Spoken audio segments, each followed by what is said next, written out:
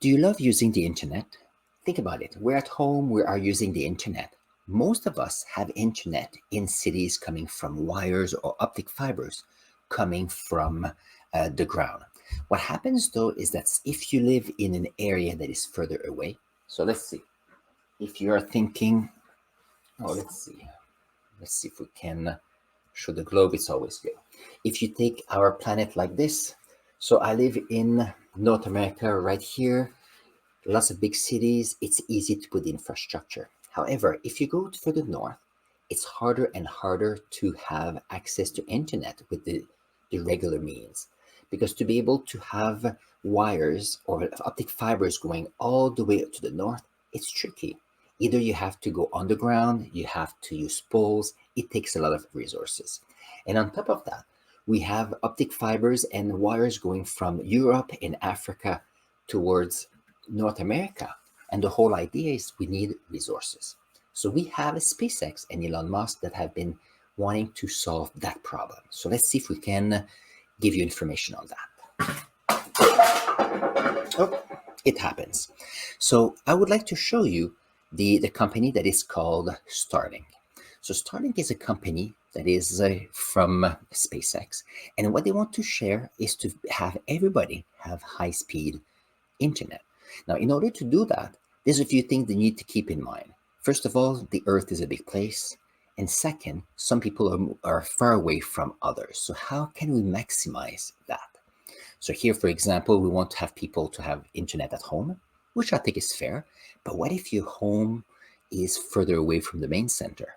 We don't want to spend thousands or millions of dollars to bring resources to our place. Some people, if they travel, could be also people that are working on the road, like for example, in the trucking industry, transportation. Sometimes you don't have access to the internet. I know with the smartphones right now we have data that is also possible. But if you want to have a network for a place to work, it's harder to use.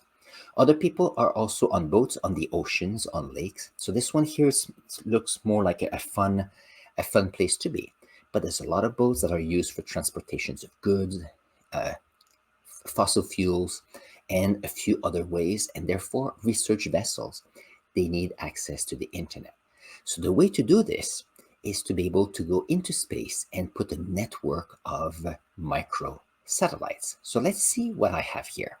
So I was able to see this week, and I thought it was amazing. So what we have here is a representation of all the microsatellites that SpaceX have sent into space via their Falcon 9 rocket.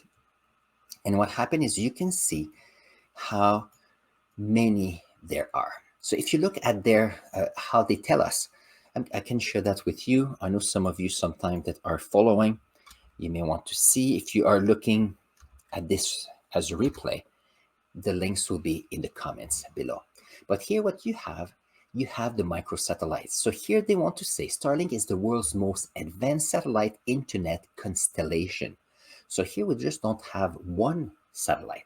We have a network of them that are sent into space. Now there's a few things that are interesting. So let's see if I can show you something fun. Sometimes some of those satellites, when they were sent into space, they were dropped on the path of a rocket. So let's see if I can find one that is easy. So this one is a great one. If you can see here, we have a line, like it looks like a line of satellite. And what happened here when the rocket went into space, it went into space and then it dropped these satellites as it was going into their path before the rocket came back to Earth. So what happens is these are moving at all time. So what's interesting is each of those microsatellites, and they're not very big, because the idea here is not to have big satellite, but have a variety of them. So if you look, there's about 5,600 satellites that are now covering all of our planet. So if you look, let's see, where is that line we had earlier? So there's a line right here. So if I click one of those, so they follow this orbit. It's not very high altitude to allow for everybody that is on the planet, regardless if you are here in East Asia, if we are in Australia, Africa or North and South America. The whole idea here is that access to internet is possible via satellite. So as I mentioned earlier, we have these little satellite dish that allows you to have internet everywhere. Now this map is interesting because it shows how many of them there are. So first of all, I was looking to some information, and SpaceX is trying to have as many as 10,000 of those microsatellites because some of them will break. We want, the more we have, the more it's easier to have a link that is working nicely.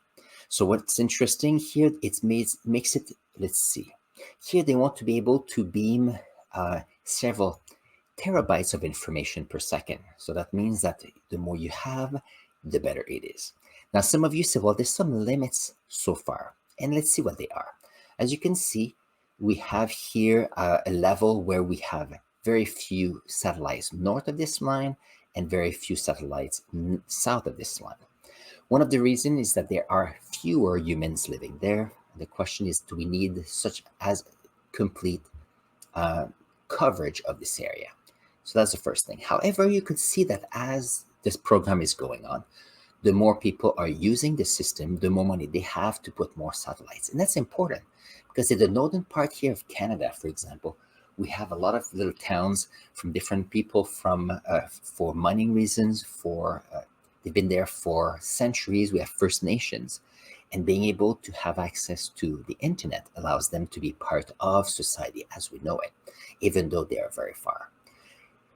If you take North America here, most of the density of the people are right here. To put wires all the way north here to try to serve people that are closer to the North Pole. Economically speaking, it's not viable. However, through satellites, that is amazing. And the other thing that you have to keep in mind is that we have a lot of those microsatellites. The issue here is basically space pollution.